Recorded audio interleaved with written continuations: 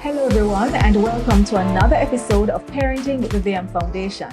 I am Sophia Lewis, Assistant Manager at the Group Corporate Affairs and Communications Department at Victoria Mutual.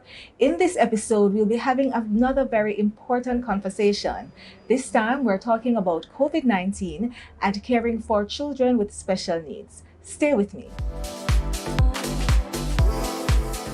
Our guest this week is Rachel Khan. She's principal and founder of I Can Help. Welcome, Rachel. Hi, Sophie. Thank you for having me here today. We are so grateful that you could join us. We want to start out by getting an understanding of how our parents or those loved ones who are caring for children with special needs, how are they doing now during the COVID-19 crisis? It's definitely been a challenge. It's had a profound effect on families because now they have their children at home, and not all of our students or children with special needs do well with the online learning platform. So that's been difficult. Normally, our children are used to going into very structured and therapeutic environments that have certain behavioral and emotional setups and strategies for them to, produce the kind of learning and behaviors that are positive and that will help these children. And now they're at home, and home is the place to relax. It's the free-for-all place. Wow. So it is difficult for our parents to kind of get that routine and structure in their homes, because they're not therapists or teachers, and now they've had to take on this hat as teacher. So it's been a huge transition for our parents. So what kinds of strategies can be put in place for them to continue education while at home? Well, in any institution you go to with special needs, even though they would have those components of life skills or what we call adaptive skills, a large focus is on academics. And academics will transfer into certain life skills like banking or cooking and things like that. But it's not the major focus of many institutions. So this is a good time where you can start teaching your kids those kind of skills we take for granted at home. Things like making a cup of tea. And I don't mean just mixing the sugar. I mean everything from boiling the water, using the microwave, making the bed, when the ice tray is finished to fill the ice tray. Things that we don't think that we have to teach our children. But what I often say to people is that sometimes with our kids with special needs, they don't learn things through osmosis like typically developing kids. They don't always observe something and then naturally pick it up. We have to directly teach them these things. And, leaving gaps or leaving things out, like I'm going to go back to the ice tray, that also will help communication with your kids, because what happens next, it can also teach cause and effect. So there are lots of other life skills that you can take this time to teach at home that wouldn't necessarily be touched while in school. Okay. And earlier you had referred to some of our parents having challenges because they might be working and not having a personal shadow. Right. What advice can you give to those parents? Because they may be having to go out, maybe they don't have the flexibility of remote working. And even if they're working at home, it's the attention to work and to care for their children with special needs. Well, there are two kind of avenues. You have the long-term goal, which would be a bit more difficult at this time, which would be to develop independent skills that they can do on their own, whether it's any kind of activity that they'd be able to do on their own while you get some work time. But that can be a very long-term goal. That might take a long time to cultivate. And more immediate goal might be to develop some kind of roster between parents where between 9 and 10, you have to engage, and then I do some work. And then between 11 and 12, I engage with our child, and then you get to do some work. And so that's if you have two parents. And that's if you have two parents. And if it's a single parent, I'm from a single parent. My mom raised me. So I know that there are lots of single parent families out there. Unfortunately, with this pandemic, you also had a lot of people who unfortunately lost jobs. If you had a family member that was in a position like this, now is the time to call upon those family members who are familiar and your children are comfortable with that person to possibly come and assist you. This is definitely a time where we have to kind of do this together. Even though we are supposed to be physical, distancing, it is a time that I think family ties will get strengthened because everybody's going to have to be kind of leaning on each other because it's such a unpredictable time.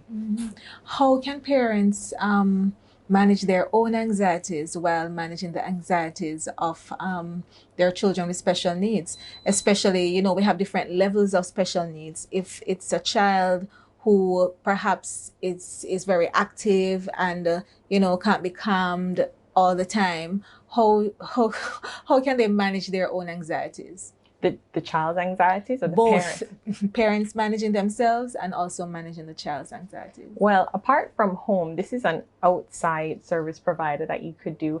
Art therapy has been shown to be a very good outlet for such self-care and anxiety. And you have Leslie Belnavis of Art Therapy Jamaica, who offers,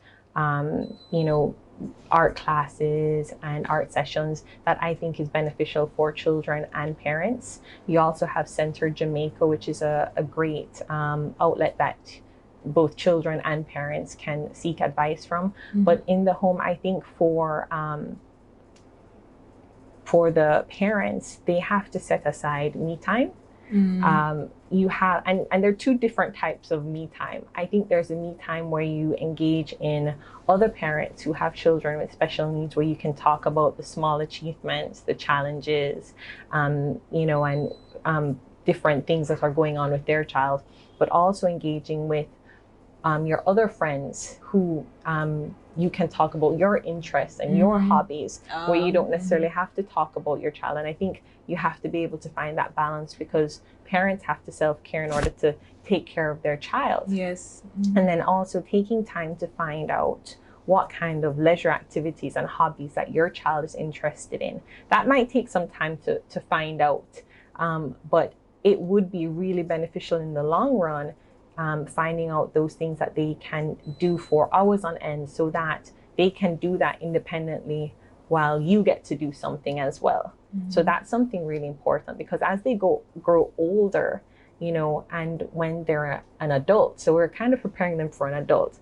I know we don't want to think too far ahead, but before you know it, it's that time. And you want to start cultivating what their interests are so that they can have time where they do those things, where they can be productive and do things on their own by themselves while you as the parent or the sibling gets to do things on your own.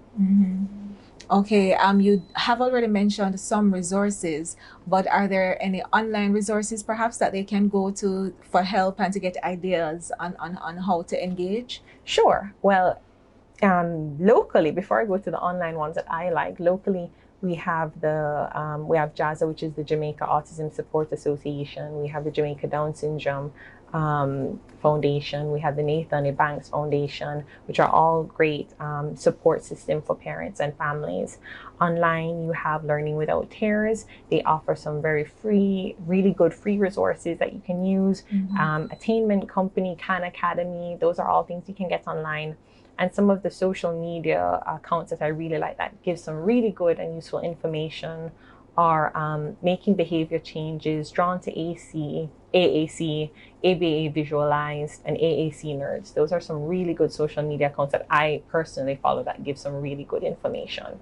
Okay, any final advice or words of encouragement you'd like to give to our parents and loved ones? Because I'm sure you might not be a parent directly, but it might be your family member and you are offering support to parents who are caring for their children with special needs. I'd like to tell parents that it's okay that we don't focus or we don't stress about the academic skills at this point in time, because there are so many life skills and functional skills that can be learned that's going to take them far into adulthood. And now is a great time to work on those things, whether it's skills in the home, whether it's taking a drive to the ATM, whether if you feel comfortable enough going to the supermarket, but those things that are going to carry them through life and help them to function independently are the skills that would be good to work on right now. Because as simple as understanding how to calculate their grocery bill is right, a skill. and rounding up, you know, if you see something for $5.50, you're not going, and you don't have the change, you can't just give them their $500, you'd round up to $600. Or, you know, if you don't have the change, you'd round up to $1,000. So even things like that. There are lots of splinter skills, or what we'd say small skills that amount up to the big picture. So even when you see a price tag, that price tag won't necessarily be the price, you know, teaching them about tax. But even for our students who are maybe more moderate to severe, things like making their bed or other house skills, or just being able to have a clean bathroom, a clean house, those are very important skills for when they are more or less adults on their own or with their siblings, because, you know, sadly, one day parents won't be there, and we need to prepare our children for that day when, you know, they have to take care of themselves. We already spoke to some resources that are available, but we want to also share about resources that the government also provide. You want just to mention that before we close? Sure. So the Ministry of Education, you can also go through the Ministry of Education, and they have a shadow program. So you can apply to get a paraprofessional that can work with your child. So long that they're in a school program, they will supply a shadow or paraprofessional that can work with your child. Okay, that's great to know. Thank you again so much, Rachel, and we wish you and your ICANN Help School all the best. Okay, thank you for having me. Thank you everyone for joining us for another edition of Parenting with the VM Foundation. And as always, we encourage you, if you need help, you can call our parenting helplines. They are still available. We have partnered with the Parent Support Commission to provide you with this service, and you can click on the link in this post to get access to the numbers. I am Sophia Lewis. Take care.